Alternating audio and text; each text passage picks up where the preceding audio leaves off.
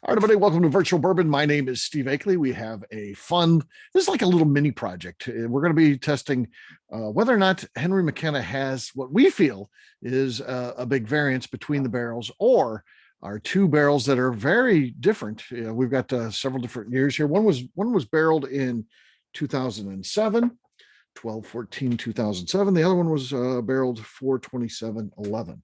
So we've definitely not sitting side by side in the warehouse or anything like that. Not sister barrels or anything. These are just different releases, and we kind of want to put it to the test. We want to see, because since it won Best Barrel in the World back in 2019, and I think many of us were Henry McKenna fans. We felt it was one of those things that flew under the radar, and we didn't like when you talk about it and get the buzz going, and then it wins. It won a trifecta in 2019 at San Francisco. It won the best single barrel bourbon, it won the best bourbon, and then it won the big one. The one that really got it going was the best in show. So the best out of all the whiskeys was Henry McKenna, and that was the end of Henry McKenna as we knew it.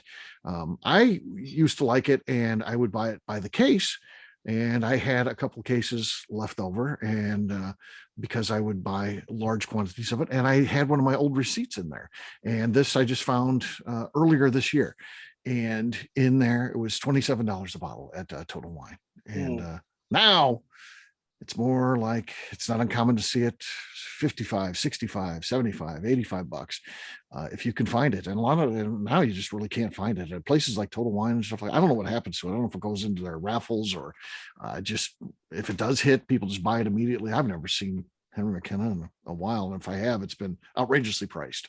So that's we'll get into that, and we'll see, and again, it's just going to be a judgment call. Do we feel like, these are, and it could be, I don't know, it's random enough. It's not like we're having a sampling of 1,000 here, but it'll be just fun to try. Let's go ahead and pour both of them and get them sitting for just a little bit.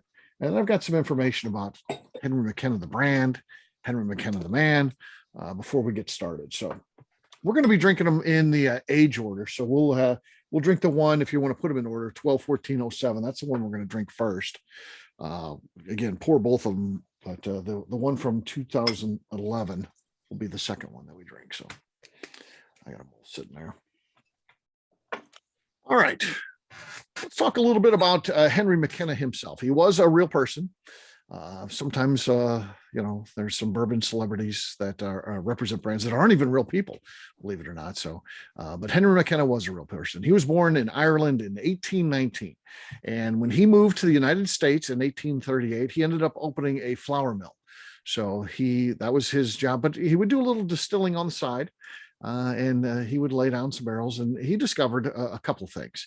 Number one, he liked the process of thoroughly cleaning all of the equipment between uses. So everybody did that at that time, because at that time there was no sour mash process. Everything was sweet mash. So you would clean between batches, but most cleaning was really just kind of, watering something down, adding water, just, cleaning off. With McKenna, he would actually do a clean kind of similar to what they would do today. He would utilize boiled water to clean out. He would also scrub all the stuff. So a little bit different approach than what was commonplace at the time. And he also found that he liked things well aged. So he really required a minimum of 5 years on anything that he sold. He wanted at least 5 years. So that was kind of interesting, because that was a time when things really weren't aged that long. It was aged just long enough to get color on it. And but back in the days, he was actually doing that. Selling whiskey on the side while he had this mill actually started doing so well that he decided just to go with the distillery. So in 1855, he officially opened his distillery and got away from the mill business, and things went well. But again, very low production. He made, starting out, a half a barrel a day. And so it'd take him 2 days to make a full barrel. And again, he required anything to be aged at least 5 years.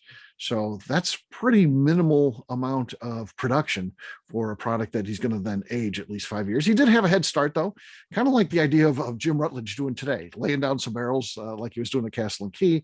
If he ever gets that distillery going, he's got some inventory. I guess Henry McKenna kind of had the same thing, because he had years of making things on the side while he had the flour mill. So it allowed him to continue on with that. aging it, the well-aged stuff. So that was kind of cool. He continued to stay in the business and actually got a second distillery with much higher production. So he got up to 3 barrels a day. What in his lifetime is what they were doing. So 3 barrels a day. But I guess when you're doing a half a barrel a day, you jump up to 3. It seems huge, right? So that's what he did. His sons would come into the business and work with him. And they did have like a distiller. I know they didn't call a person a master distiller at the time, but they did have a distiller. And of course, Henry McKenna was Irish, and he hired an Irish distiller. And so it was a small company, but family as well as outsiders as well. And he unfortunately passed away in 1893. At that time, his 2 sons, James and Stafford, were fully trained, and they continued to run the operation. They took that thing all the way up to Prohibition. And during Prohibition, they stayed in the business. So you think, well, Prohibition ended the whiskey business for everybody. It didn't end it for them. What they did is they sold their product by license to Stitzel-Weller. So again, if you owned inventory, you couldn't sell it to the public, but you could sell it to the companies that were selling medicinal whiskey, and PH Stitzel was one of those, and they sold their inventory, basically licensed it out. So they would, and it would be branded the Henry McKenna. So, if you've seen the medicinal whiskeys, it was under brand names and things like that. So that's kind of cool. After Prohibition ended, James and Stafford, the 2 brothers, the McKenna brothers, they decided to jump back in and reopen a distillery, and they were up to 20 barrels a day is what they did. So their production, again, small distillery, but much bigger than their father had been doing and things like that. And unfortunately, both brothers would die by 1941. James died. Stafford had died earlier. And with that, the rest of the family did not want to continue the business. So they sold to Seagram's. Now, an interesting point here is they did not sell the whiskey recipe. They sold the brand. So Seagram's had the brand. They're not using that McKenna recipe. So that McKenna recipe is kind of lost to the ages, I guess. If I don't know if family members kept it, they may or may not have seen the value in that and kept it. Or let's not forget, it was made during times of being in a bottle. If someone has a bottle of that out there and you think, wow, that's not really likely. You never know. You never know. Someone might have it. They can run that through, specometers and all that kind of stuff, and they can tell you what's in there. But I don't know if that exists or not. I didn't see anything online. I do know that it's being made today with a 78% corn, 10% rye, 12% malted barley. So that's what Seagram's developed for that, and that's what the recipe is now. Seagram's ultimately would, start divesting things as trouble began, and they would sell out to Heaven Hill. But again, yet another twist. Again, the first time it was sold, original recipe was kept by the family. This time it was sold. U.S. operations were sold to Heaven Hill. Seagram's maintained the international operation. So they would sell the brand overseas. So, and believe it or not, that still exists today. Now, I don't think that Seagram's, of course, which is gone, but it fell into Four Roses' hands. So Four Roses actually had planned to relaunch Henry McKenna internationally right at the time they got bought up by Kirin, and that got killed, and it's never been brought back. So right now, Henry McKenna is not a brand that's sold overseas, though if it was going to be sold overseas, it would be sold by Four Roses, which is interesting. So Heaven Hill does not have that part of the business, which, yeah, that'd be customer confusion, wouldn't it? If they started selling that. I mean, of course, because we'd be able to get our hands on some. We know international travelers and people would want to try. They'd want to compare it. We'll have an event if that ever happens. There will be an event of Heaven Hill's Henry McKenna versus Four Roses. But again, it's a product that doesn't exist. They own the rights, but they're not currently using it. And I don't know that there's any plans to do that right now. Again, probably based on consumer confusion, especially with global travel. People would be able to get their hands on it and bring it back in. So it'd just be confusing and probably cause some ill will between the two companies. I don't know if they care about that or not, but that certainly could play into it. So that's where we're at today. So Heaven Hill owns it. It's a brand that has gone crazy based on the endorsements of Mr. Minnick. I think he certainly helped out the cause there. And we did our part too. We were talking about that for a long time. But, when the San Francisco, which was his big event, when it hit that's what really sent it flying. And it hasn't been the same since. And I don't know it'll ever get back to being anything other than it is now. So, one that's tough to find. Once it kind of breaks through that barrier, it typically doesn't come back from that. So that's where we're at. So pretty interesting. We're going to taste both of our whiskeys. We'll go through 2 times. We'll go through once when we'll all talk about it. We got a small group here. So we'll talk about each of them on the nosing as well as the taste. And then we'll taste our second offering, same thing, nosing and the taste. And then we'll go back through one last time just to kind of give it, see where we're at. And then we'll vote if we think one is better than the other, and or we'll vote if they're kind of the same. They're not that much of a difference. So let's start out with our first one. Again, we're going to go by order here. So this is the 12-14-07. That's the date this one was barreled on. All right.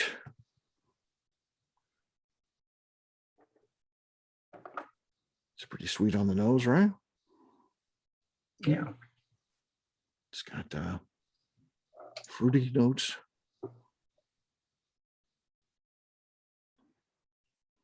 Maybe a little citrus. What do you guys think? Anything picking up on the nose specifically?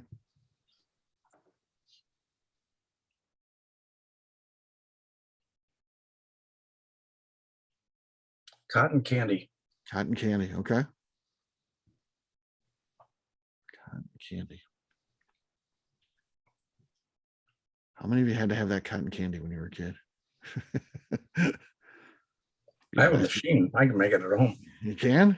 Yeah. I just remember as a kid, you go to the circus or whatever, make your dad get you that, and then your hands were sticky the rest of the time. The rest of the time they were gross.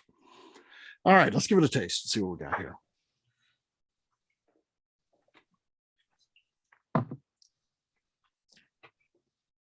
Well, it's pretty darn good. I'll say that. There's a lot going on. Again, it's fruity and sweet up front, kind of chocolate pudding-ish for me. I'm getting that kind of note on the back end. How about you guys? Paul, what are your thoughts here as you give this one a taste? Yeah, I was gonna say I got a chocolate note on the back end.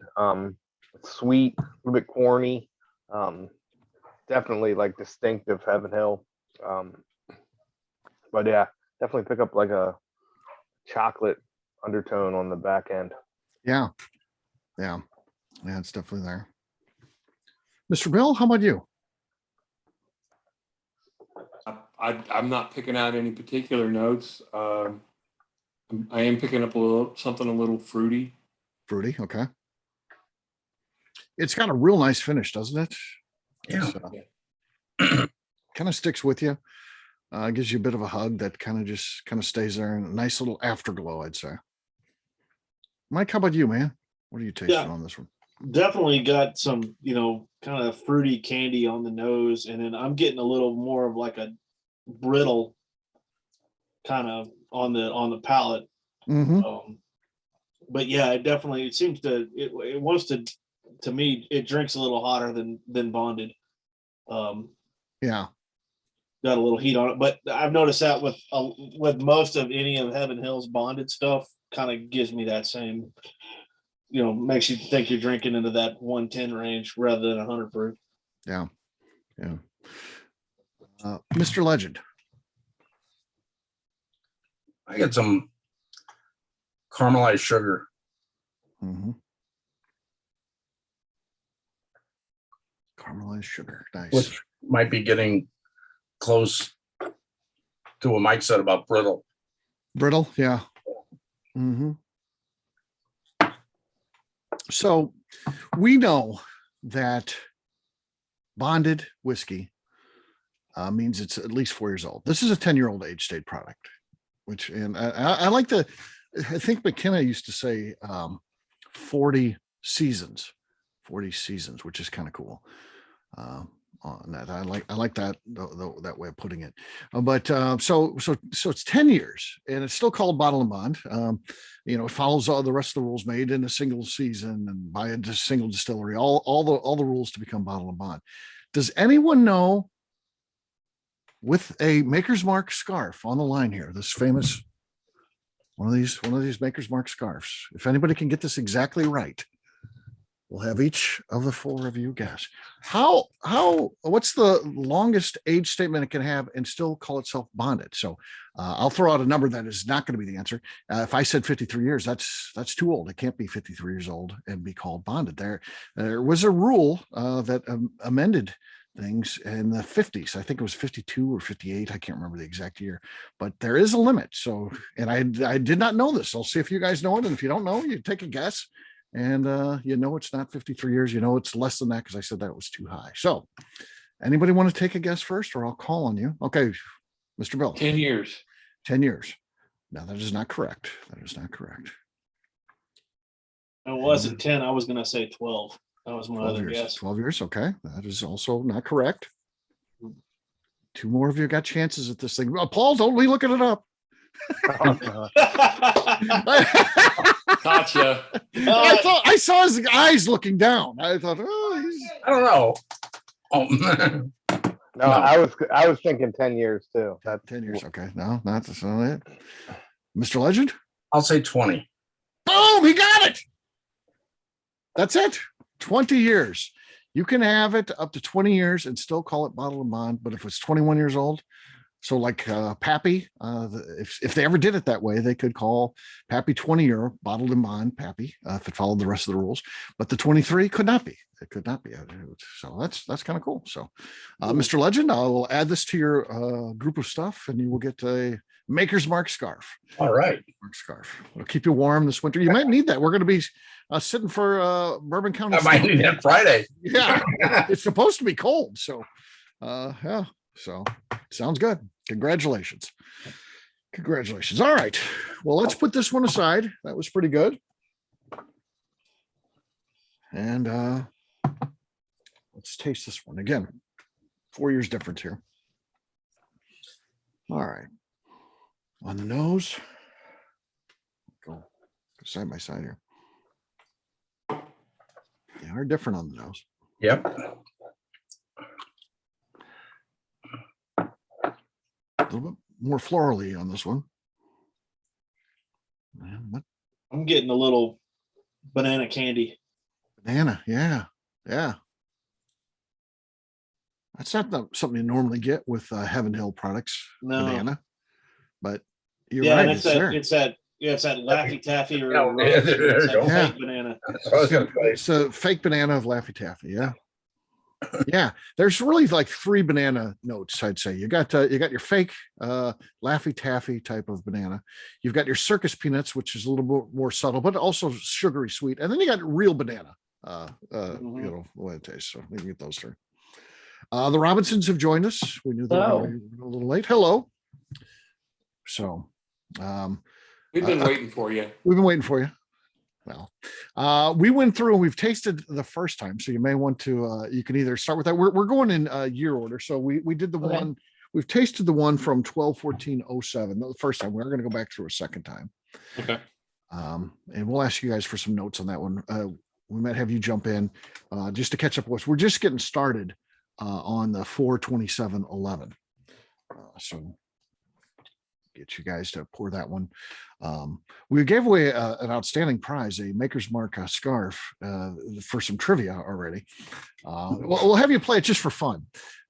This is a bottled and bond product. Of course, we know bottled and bond has to be at least 4 years, and most of the bottled and bond stuff that comes out is 4 years old. Every once in a while, you get something that is older, and this is 10 years old, of course. But do you know how long it can be aged and still be called bottled and bond? Because there is an upper limit on that. There is a limit. Mhm.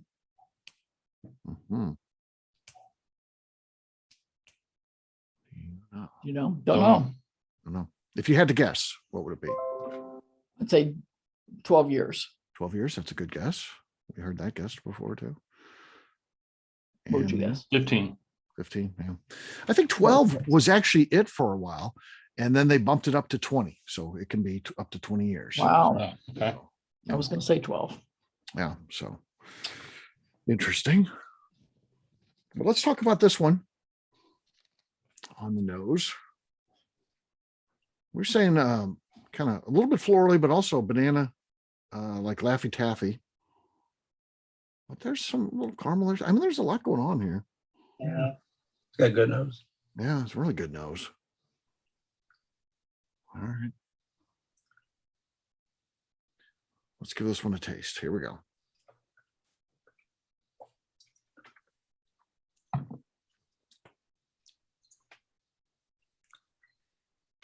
All right. That it's good. Yeah.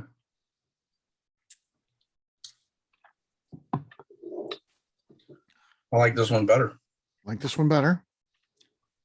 Again, it's sweet, Seems a little bit more complex. a little bit more complex. I'm not getting that banana on the taste. No. Not either. Yeah. More along the lines of caramels.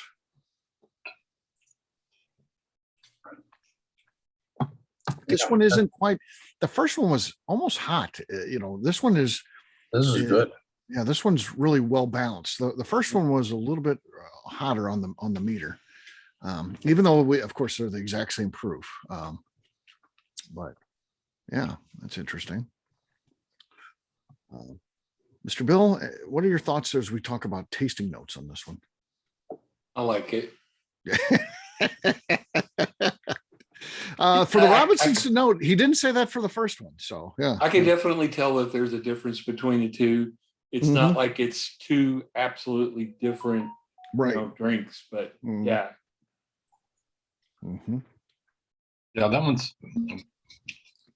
it's got a sweeter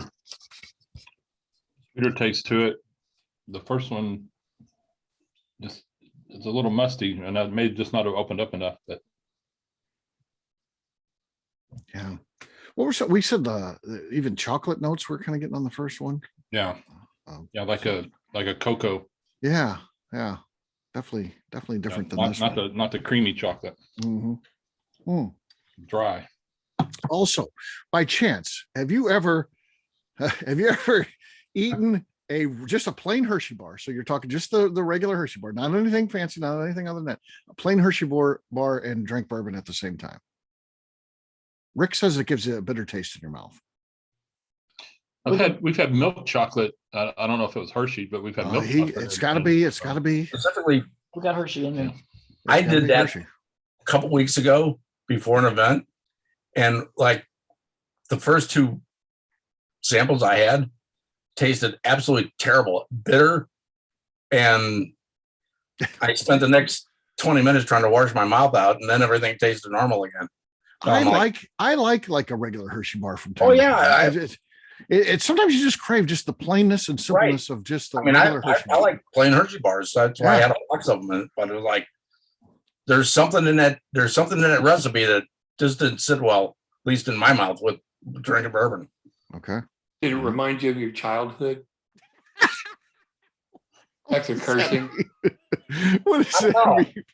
What does that even mean? I don't know. After cursing, your mother washes your mouth out with soap.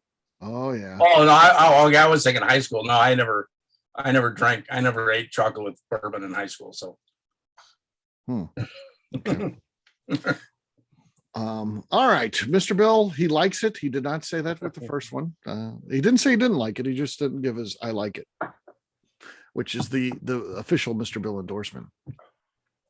Melanie, what are your thoughts on this one here? Which is this technically the second? I don't know what order you guys drank it, but it's technically the second one. And again, just to reiterate, since you guys came in a little bit late, this is the one from 4/27/11 is the one that we're talking Yes. I think it's definitely smoother, more drinkable.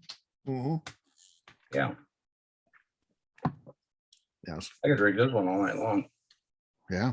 Probably shouldn't though. Yeah. Probably. Yeah, well, not. Unless you want to fall off the porch. there's But when you're retired, you can. So I guess Yeah. you can. Yeah. Neil, how about you? What are your thoughts on this one? Like I said before, I think it's just, it has a sweeter, better mouthfeel, I think. mhm. Mm-hmm. Yeah. Now that the first one's opened up, they're very similar, but I like the second one better. Okay. All right. Paul, how about you, man? Yeah, I get that. The sweetness in this one is almost like like a faint, like pink bubble gum type of sweetness. Where on the first one, it was more of like a chocolate sweetness. So I have to go back to it, but I think I like the first one better. Okay. Okay. And we asked that no one officially lock in yet, because we will go back through a second time and sometimes it changes. So we'll do that. Look at Paul. Paul moves his head a certain way. It gives this glow. There it is. No. There's a light behind me. Angelic. It is. He's very angelic when that happens. Yeah. Mr. Legend, how about you? What are your thoughts as you taste this one? Oh, the second one. Yeah. I think it's got a better mouthful. I think it, in comparison to the first one feels thin, tastes thin than this one does. Okay. Okay. And Mike, last but not least, how about you, man? Yeah, I think mouthfeel is definitely interesting on this one. It's almost started when the first sip, it almost tasted cool, like minty cool, and then you get the heat build on top of that, like chili pepper almost. So yeah, definitely a lot more going on, and you can stop drinking this one and you're going to be drinking it 20 minutes later. It's Right. definitely got some sticking around power. Yeah. Which is interesting. Yeah. Okay. Well, let's put that one aside, and then we're going to go back through and try them again, just to see. Let's just see where they're at. Everyone poured at the same time, so there's an equal amount of air on them. All right. Let's grab our first sample, the one from 2007. What'd you say the proof was on these again? Are they close in proof? Well, they're exactly this one we know, 100 proof, of course. They're bonded. Yes. Yeah. This is a 21-year-old bonded. No, I'm kidding. Can't do that. They can't do that. I just learned that. I'm very excited. I don't often learn things in whiskey. Hey, that's why you never say never. Exactly. That's why you got to keep learning. Now, Jimmy Russell would know that. He knows everything about whiskey. I wonder how you could ever stump him. I don't know. I mean, but I guarantee you there'd be something you could. I would guess, yeah. Make something up. It would be something that he forgot. I mean, he knew it at some point. I guarantee you. He's seen everything in his. I don't care what business you're in. Mm-hmm. You can be people might think you're the most knowledgeable in the field. There is something in that field that somebody else knows that you don't. Oh. I guarantee you that. It could be. Yeah. I saw a couple things. I saw Jeremy Schell kind of got under his skin a couple times when we were interviewing, because we did an interview that lasted like 45 minutes, and then we talked for like 2.5 hours afterwards. And Jeremy got to him a couple times because he started talking about law changes in Seattle. Now, Jimmy at this time is 82, 83 years old. I mean, he knew all the laws in Washington. I mean, he corrected Jeremy on that. And then Jeremy had brought in a Dusty, and they told him it was a certain age old. And Jimmy knew exactly what year it was from just by looking at it. And Jeremy was like, no, I think it's from that. And then he showed him the code. Then he flips around and like, oh, here's the code. And he showed him how it read out. And Jimmy knew exactly. I mean, that guy's a living encyclopedia of wild turkey. Yeah. No doubt about that. It's amazing. Yeah. And then he showed us that pre-prohibition whiskey he drank with Matthew McConaughey. And I thought, well, we're going to get to taste this. He didn't open that up. He just showed us he had it. He poured some for McConaughey. He didn't pour any for us. So, I thought, well, this is going to be exciting. That didn't happen. All right.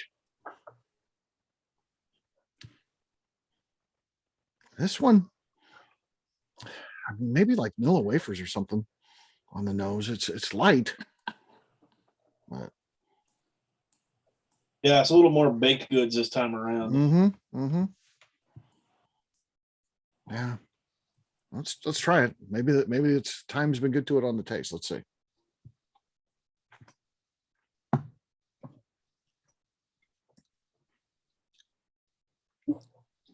Yeah. It's still hot. It still runs a little hot compared to the other one. Mm-hmm. It's a little bit harsh. I wouldn't call it astringent, but it's a little bit harsh, and it does have a dry finish. That was the exact same thing I was going to say. Yeah, hard. That was the word I was even going to use. Harsher. Yeah. They're not as finished as the other one is. You know? Yeah. It's got that black tea or gin kind of vibe going on. Right.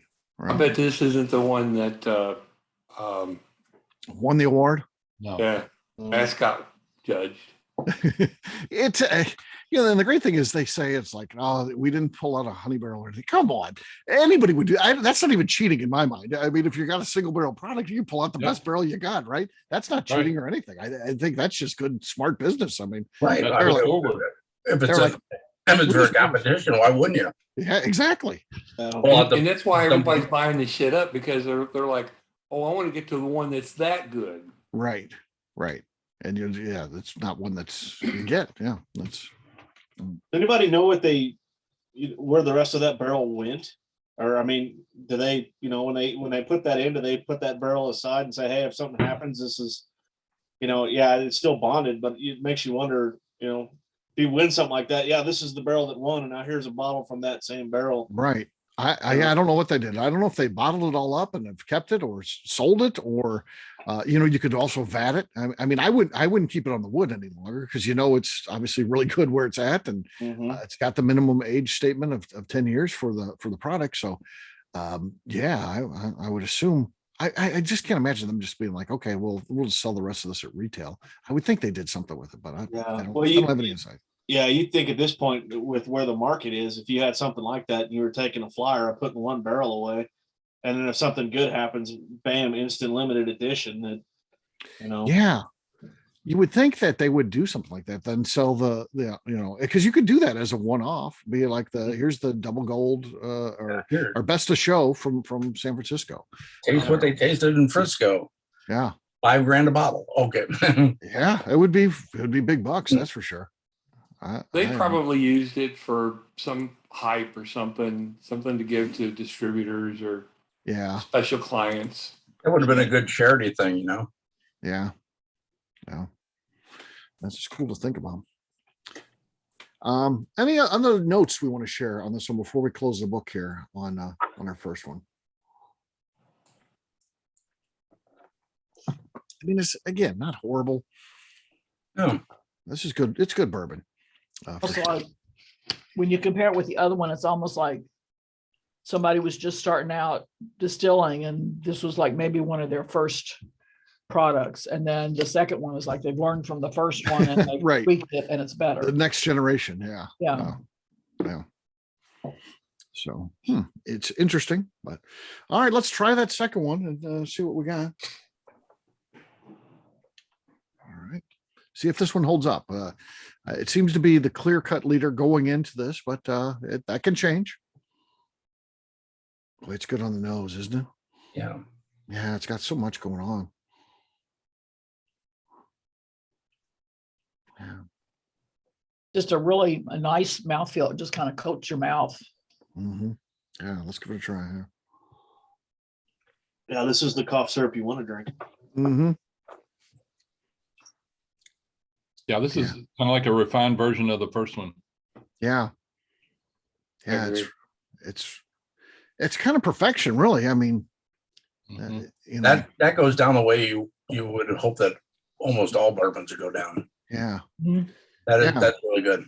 Yeah, because it's warm, but it's not like I said, the other one tastes a little bit hotter, which is usually an inferiority thing when it just kind of tastes hot to be hot. And so this one is, man, You get a little warmth out of it, Yeah, it's just a nice cozy hug. It's not just not a strong finish, but it's a nice finish. Mouth feels good, sweet, layer of flavors. It's kind of all there. Yeah, the first one, if that would have been the first bottle of McKenna, I might have tasted it and go, yeah, it was good, and may never go back to it. The second one, I'd go, I need another bottle of this. Yeah. So by chance, and again, I don't know, it's just all luck of a draw, but the first one, the one from 07, that one was purchased at Total Wine. The other one was purchased at the distillery, so I bought that one at the distillery when I was there. So that's interesting. It's a twist. Maybe this is the San Francisco one. Maybe they're just like, I don't know what to do. Just put it on the gift shop. I came walking in that day. Right. Yeah, but that was 10 years. With a That's draw. But it hasn't been 10 years since they won that best in the world. No, that was No, that was 2019. just, Just 2 years ago. just a couple of years Right. ago. That's what I'm saying. But this is from 11. So Yeah, but they could have. So yeah, so That it whole was something- barreled. It was barreled. Yeah. No. Gotten better since then. barreled on. Oh, okay. Wait, no, No, you're right though. You're right. It wouldn't have been 10 years until this year, actually. Yeah. So yeah, yeah.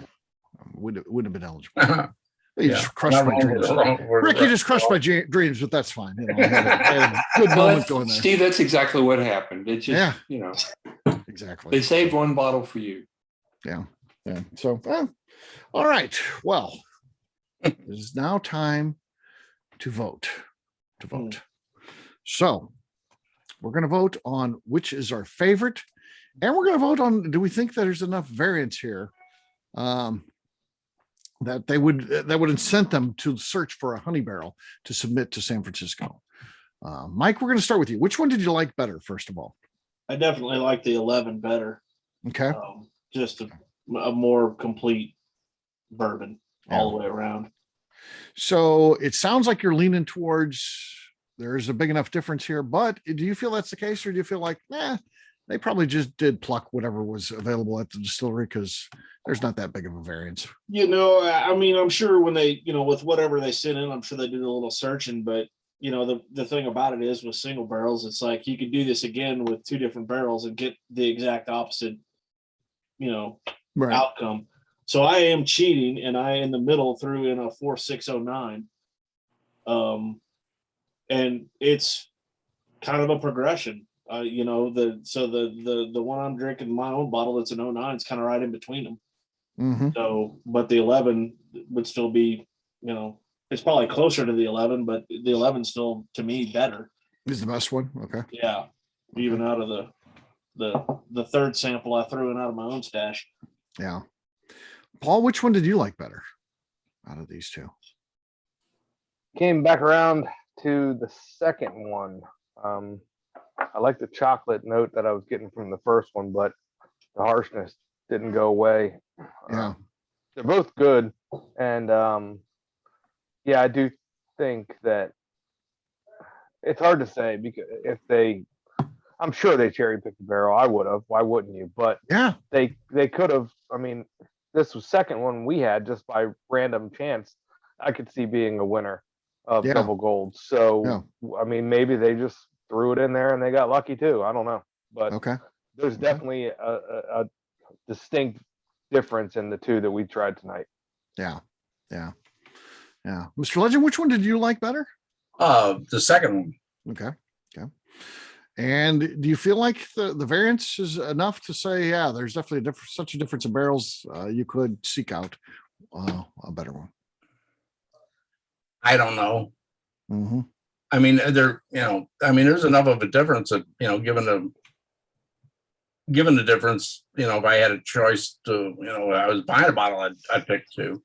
Yeah. I don't know whether they would go through the trouble of that, Mm-hmm. especially, not realizing that it could actually win the award that it did. Yeah, that'd be pretty lofty to go in there thinking this is going to win. We're gonna pull out the best we got, and that's going to win bourbon or whiskey or Yeah, the best to show in the best to show for everything. Yeah, you wouldn't think it could, but yeah, it absolutely did. How about you, Mr. Bill? Which was your favorite? The second one was absolutely, better. I agree. The first one had a little bit of a harshness to it. But yeah, the second one was much better. Okay. Benjamin, we were on an event and he was talking about how he didn't like Henry McKenna. Yeah. He said he had bought a bottle and he didn't like it. He said, I'll send it to anybody that wants it. And I said, send it to me. And he did. Oh, nice. Benjamin Pla out in California. Yeah. Yeah. Nice. Look at you. Good dude. He is a good dude. I wish he'd do more of the events. Yeah. He sounds like he's from Louisiana, and he's from like North Carolina, but lives in California. I don't know what happened here. I don't know how he picked up what he's got there. It's interesting. All right, Robinsons, which ones did you guys like best? I definitely like the second one, the 2011 best. If I was able to tell the difference in a bottle between the two, I would not buy the first one. Mhm. The Hershey chocolate test, that second one did better. They were very complimentary. The first one still had that harsh note. Yeah. Okay. So do you have a Hershey chocolate bar there? Oh, look at that. Did it, so it didn't taste bitter though? Did it? No, the second one was not bitter. The first one, still had the chocolate flavor in my mouth from the Yeah. candy bar, but it still, the harshness came through. Okay. I'm gonna have to try that again. I'll have to try that again. He's Some- got to go back to something work. I can't remember what I had before I came in here, but I blamed it on the Hershey's, but Yeah. He's in there eating Hershey's bars and drinking bourbon, Like- telling his wife Joyce it's science. I'm like, Leave me alone. This is science. I can't believe that Steve gave me 2 samples that taste like shit, but Yeah. The You famous might have I done did. that on Rick, purpose. are you I sure it was did- Hershey bar, not X-Lax? Yeah. yeah, I'm pretty sure. Yeah, Yeah. I can still read. There's other things I can't do, but I can still read. Okay. Neil, what about you? Did you like the first one or the second one? I like the second one better. I think the first one, by itself, I don't think would be too bad. I don't know that it would win any competition. The second one, I think it would have a pretty, have a better chance. Yeah. Yeah. I agree with you. I do think that like everyone else, so it's a clean sweep. Number 2 wins. And I did like it better as well. I do think that there is enough variance that, if they just did pluck it by chance and won, almost it's like shame on them. You should, because you got someone who's a taster. You have to be keeping notes and stuff like that on the barrels.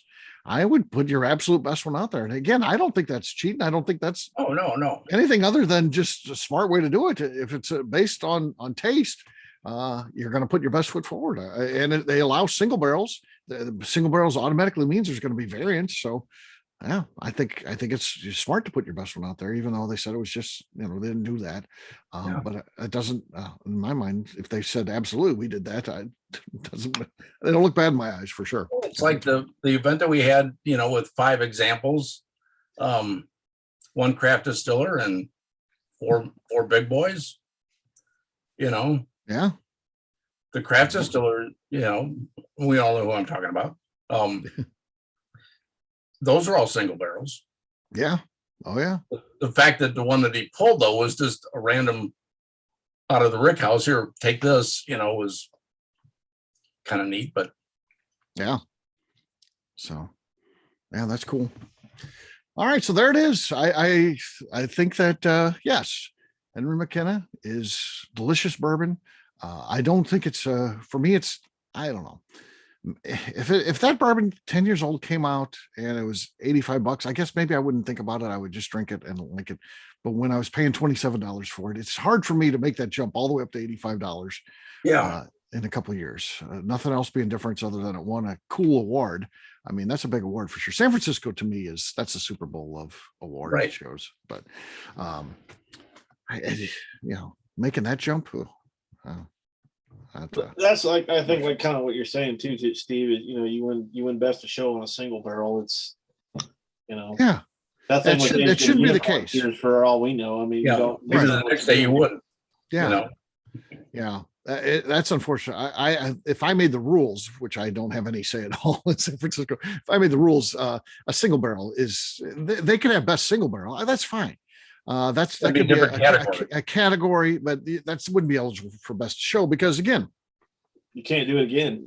you can't do it again. You can't replicate it. You can't be like, okay, well, we'll just make that again. That it doesn't matter. You could make everything exactly the same, put it in the same space, and age it for the exact same amount of time, and it would be different. So Because you could argue that a lot of because everybody else that batches their stuff, Right.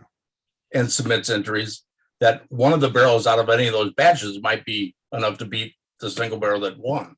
right, exactly. Yeah. So yeah, that's it's just a fun debate. That's kind of a fun drinking debate, right? Have a few, go sit at the bar at Bourbon's Bistro and debate all that kind of stuff. Get Mike, the bartender, involved too. Yeah. I'm sure he has something to say about it. He's very opinionated on everything, so I could see Oh, him yeah. jumping Yeah. into that. Yeah, yeah, that's part of the best part of hanging out there is listening to him. So So it's great. It's great when you got a bartender that knows his stuff and will oh yeah, work with you, you know? yeah, it is cool. And I like someone who's just a bourbon fan. So, and he very much is.